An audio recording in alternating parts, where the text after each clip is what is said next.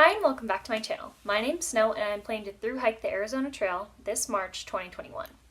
I got a request to talk a little bit more about resupply and the permits needed for the Arizona Trail in order to help people who are just getting into it and maybe don't have too much information or who have never thru hiked before. I know that's really important and it's extremely crucial to get your permits and make sure that you're following the rules and restrictions of the national parks that you're going to be going through, and also what the ATA has to say, the Arizona Trail Association. And that's so that everyone can get the most use out of the area, and we're also not putting too much strain on the resources. So let's all be good stewards and make sure that we're following what we need to do, and let's get into it.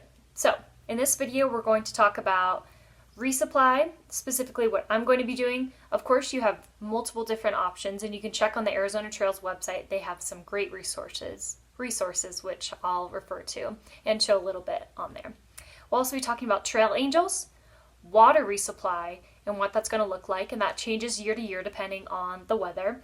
And we're going to talk about permits and the passages. So I think there's 43 passages within the Arizona Trail.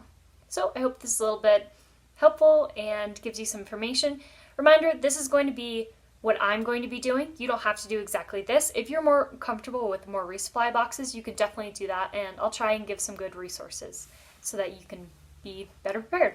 All right, here we go. Let's get into it.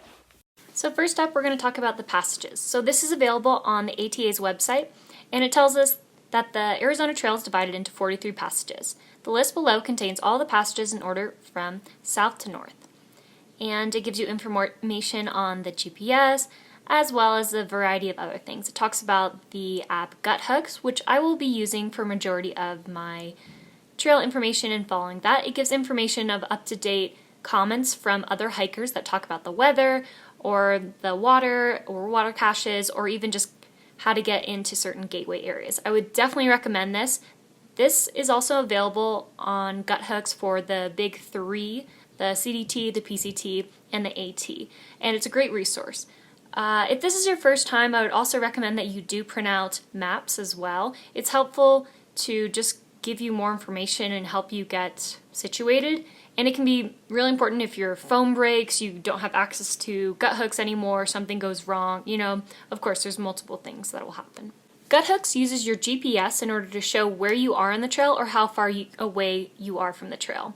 This is great because you can also use it offline, so you don't need to use data, and it just helps you get oriented and to tap into the other resources of other hikers who are going through and can update you about water and other things. This page on the ATA's website also gives information specifically about each passage, how many miles you're going to go through, and the different resources. So the gateway towns, what it's going to look like for groceries, what it's going to look like for hotels, and we're going to get into trail angels for those specific areas.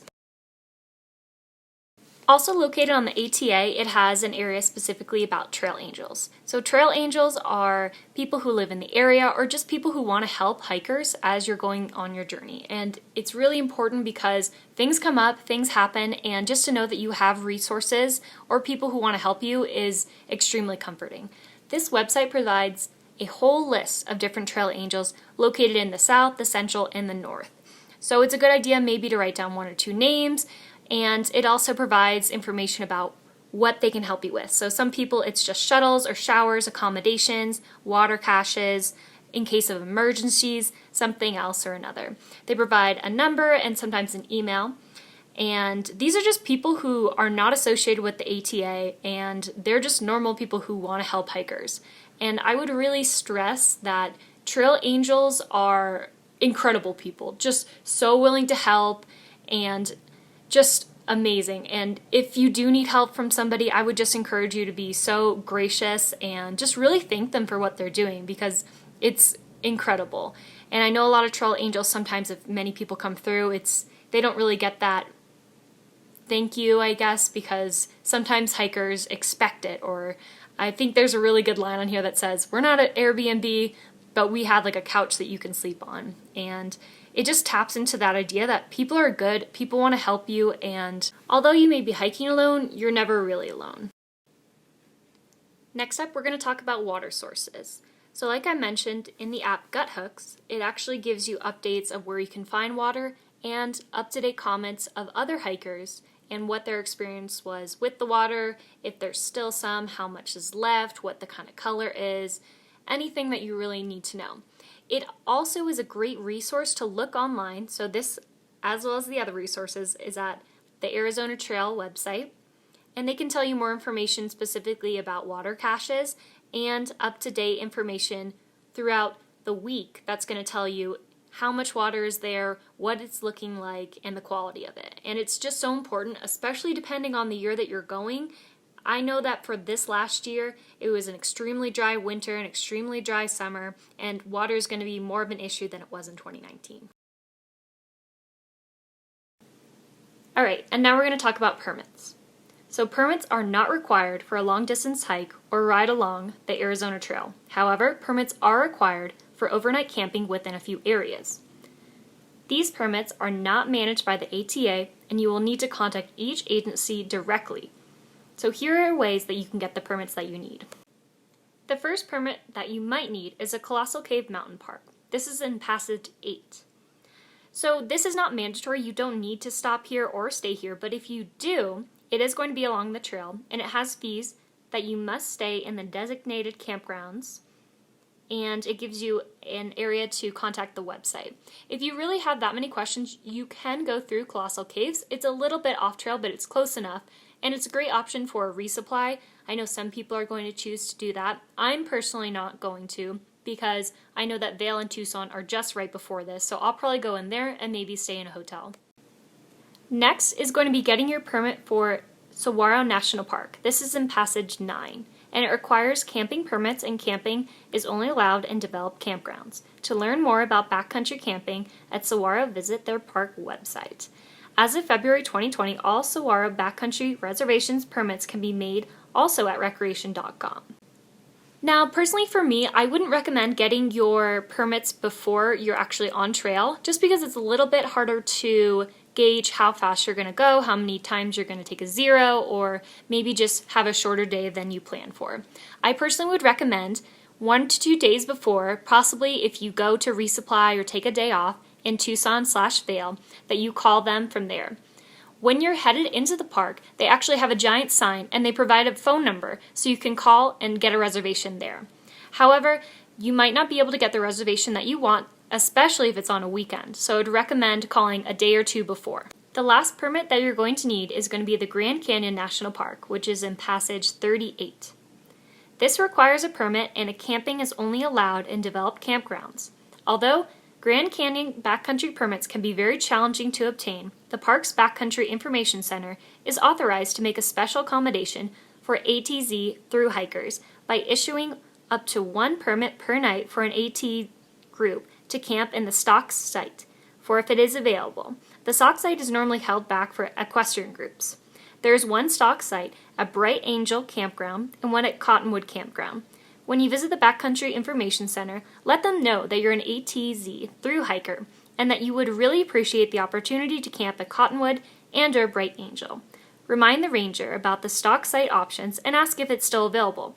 I heard that they're really great at accommodating for thru hikers, and they might just put a lot of people together, but still, it's the Grand Canyon. I mean, I'm so excited for this and I can't wait. Additionally, I would recommend calling a few days, maybe up to 2 to 3 days before arriving at the Grand Canyon to ask for sites of when specifically you're going to be there.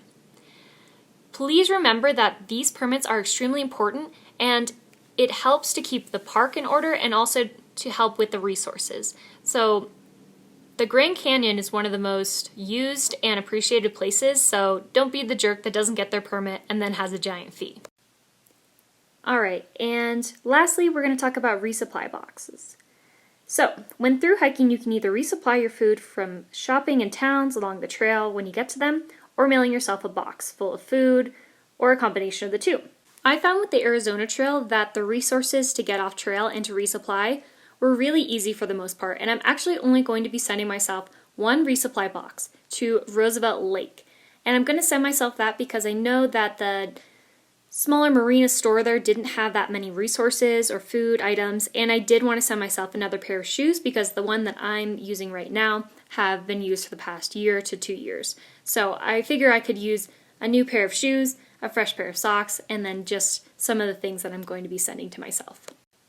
I found a great resource online that has someone who hiked in 2019 as well, and they talk about the different areas that they resupplied and what they sent themselves. So I'll include that in the description link for the video if anyone's interested. Some of the pros of resupply boxes are if you have a specialty diet or if you want some home-cooked meals. A lot of people do dehydration, and they're able to know exactly what they're going to get along the trail and if they need to accommodate for anything. Another way is that it's quick and less stressful in town because you don't have to think about going to the grocery store. You can just pick up your box. And the last one is the cost. So it's going to be more effective if you buy things in bulk and then you send them to yourself. However, some of the cons of resupplying are you still have to pay for the shipping costs as well as getting a grocery list. So this could be more important if you are sending heavier things or things that are going to be very dense. It also doesn't support the local economy, which I personally really enjoy. I think having trail towns is so special, and that's why people like Trail Angels want to help out, is because it's a sense of income and kind of a sense of adventure for people too. Who are these drifters coming through? Additionally, it's a set menu in advance, so if you get sick of having sticker bars and if you get sick of ramen, you're gonna not be such a happy camper when that's all you have to eat. And lastly, you have to think about the post office hours in mind. And I know this is a bigger issue at the first area for Patagonia because their post office is only open Monday through Friday. So if you arrive Saturday, you just have to wait to get your post box. And it could cause more issues for your hike and just take a little bit longer. So, I mean, not to say that one option is better than the other, it just depends for the most part. But for me, I'm only going to be sending it to Roosevelt Lake, and I was told that specifically you should send it to Roosevelt Lake Marina and to Roosevelt Lake Visitor Center because the post office at Roosevelt Lake is another 10 miles off trail. So you want to make sure that you're sending it to the Roosevelt Lake Visitor Center. And I'll send that link if anybody really wants to know, but it will also be available at the link that I'm providing for the resupply information. Alright, so that's just a little bit of information. Of course, there are so many different resources to check out. If you look at the ATA's website, they have a bunch more information to check out, and it's really helpful when you're planning your hike. I know if it's your first hike, it's kind of intimidating. You don't really know. You're like, what's resupply? How do I hitch out of town? How do I do all these things?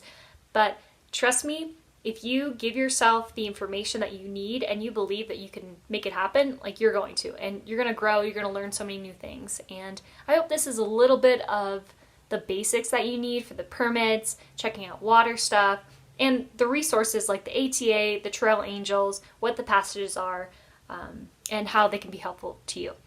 So I'm getting super excited about my hike, and if you're hiking the Arizona Trail in the future, I wish you the best of luck.